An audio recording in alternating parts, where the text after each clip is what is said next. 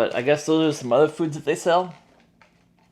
So yeah, anyway guys, without further ado, we're gonna try out this legendary protein pastry blueberry flavor. Because you know me, my two favorite flavors are blueberry and watermelon, you know. So, hey, make sure you share this video because $10, guys, $10.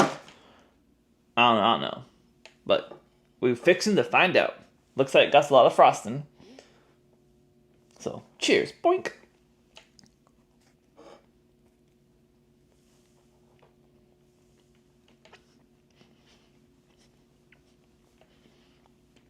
Alright guys, so first impressions,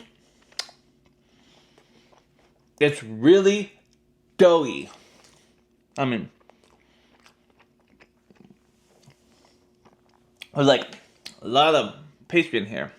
I didn't really get, oh, there's some of that blueberry stuff. Here, let me get some of that blueberry stuff.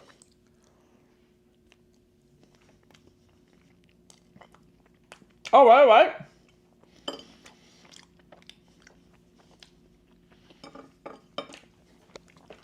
This stuff right here, surprisingly, really good.